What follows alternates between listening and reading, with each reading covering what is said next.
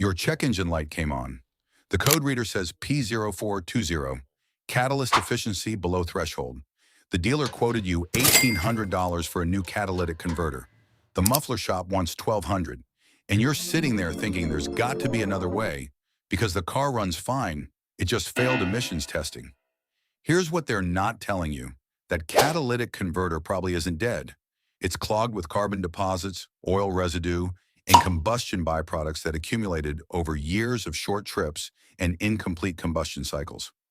Japanese fleet operators discovered decades ago that you can restore catalyst function without replacement using a technique so simple it sounds like internet mythology. No cutting, no welding, no removing the exhaust system. Just 10 minutes, your right foot, and understanding how catalytic converters actually work. I've watched this method resurrect converters that shops condemned as scrap, saving owners thousands while extending vehicle life by years. Let me show you the Japanese trick that the repair industry desperately hopes you never discover.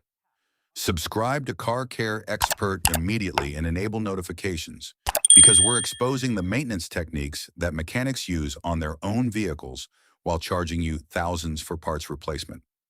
Understanding what's actually wrong. Catalytic converters don't suddenly die.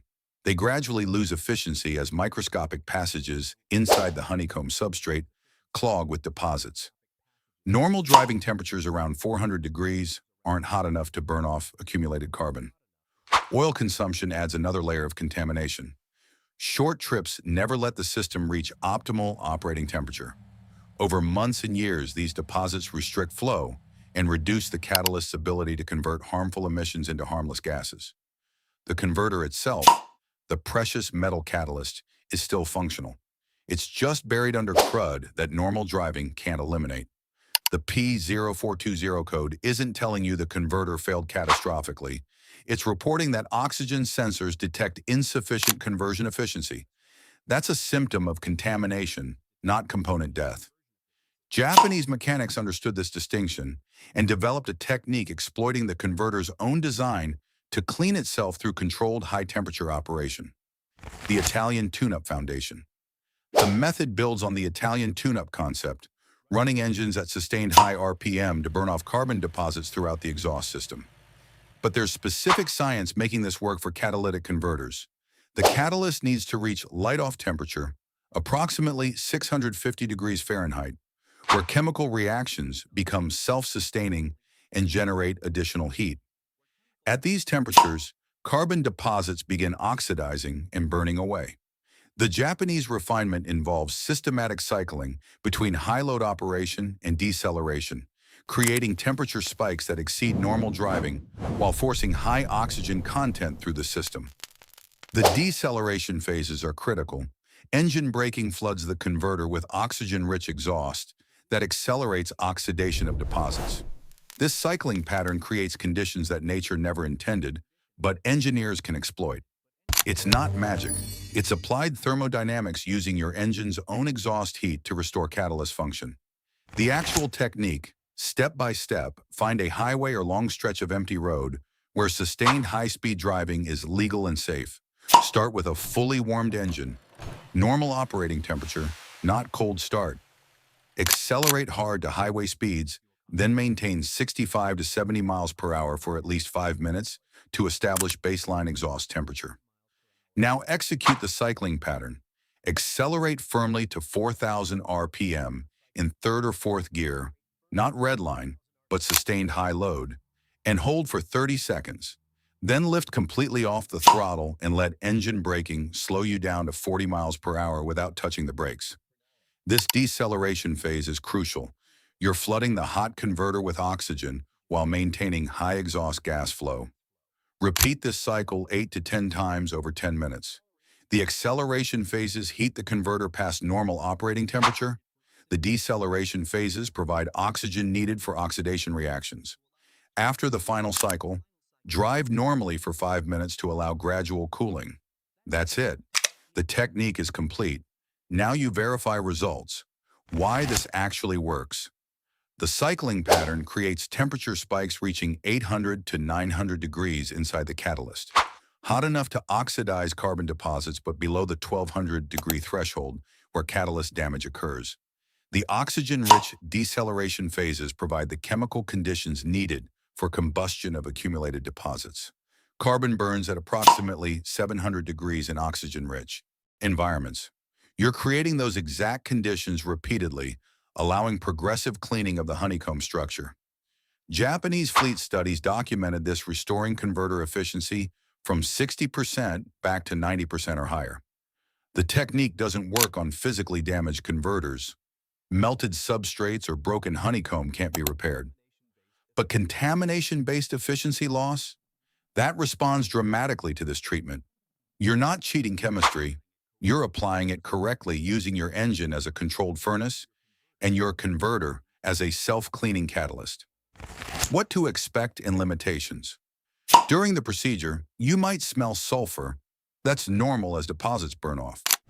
Light smoke from exhaust is typical, especially on severely clogged converters. The check engine light won't immediately extinguish. The ECU needs to complete a drive cycle and verify sustained improvement before clearing the code. Drive normally for 50 to 100 miles, allowing the computer to monitor catalyst efficiency through multiple operating conditions. If the light stays off after 100 miles and you pass emissions testing, the procedure worked. If the light returns immediately, you've got physical damage requiring replacement. Success rate on contamination-related failures is approximately 70% based on documented cases. This doesn't fix broken converters, melted substrates, or vehicles with severe oil consumption issues, continuously recontaminating the system.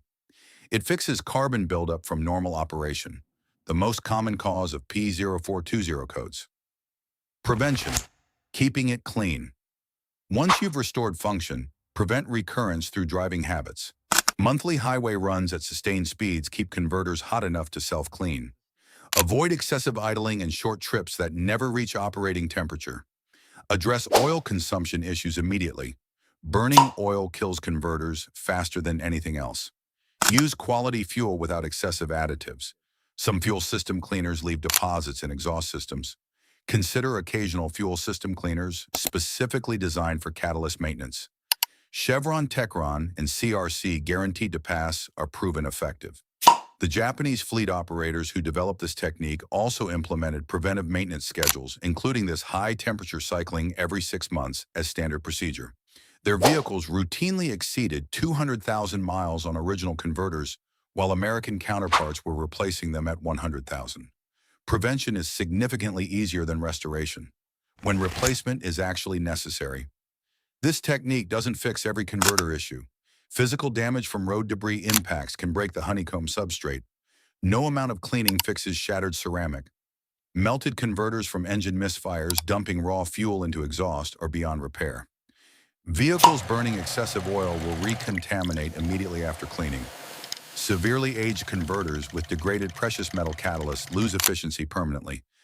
Cleaning won't restore chemical activity that's genuinely depleted. If you've performed this procedure correctly and the check engine light returns within 50 miles, replacement is genuinely necessary. But verify the diagnosis first. Many shops condemn converters without proper testing because replacement is more profitable than diagnosis. Demand to see oxygen sensor data showing actual catalyst efficiency before authorizing replacement. Legitimate failures show specific patterns in sensor readings. Contamination shows different patterns that this technique addresses. Know the difference before spending thousands. The repair industry profits significantly from catalytic converter replacement. It's high-margin work requiring minimal labor, with parts marked up substantially. They have no incentive to inform you that many converters diagnosed as failed are actually just contaminated and recoverable through techniques requiring zero parts and minimal effort. The Japanese fleet operators who developed this method weren't trying to be clever. They were trying to be economical while maintaining massive vehicle fleets where every unnecessary replacement destroyed profitability. This technique saves thousands when applied to appropriate situations. It's not magic, it's not cheating. It's applied thermodynamics, exploiting the converter's own design to restore function through controlled high-temperature operation. Subscribe to Car Care Xpert because we're exposing the maintenance techniques that keep vehicles running while the industry profits from premature parts replacement. Try this method before authorizing expensive repairs. Verify the diagnosis. Understand that contamination isn't failure, and keep your money in your pocket instead of funding someone else's boat payment.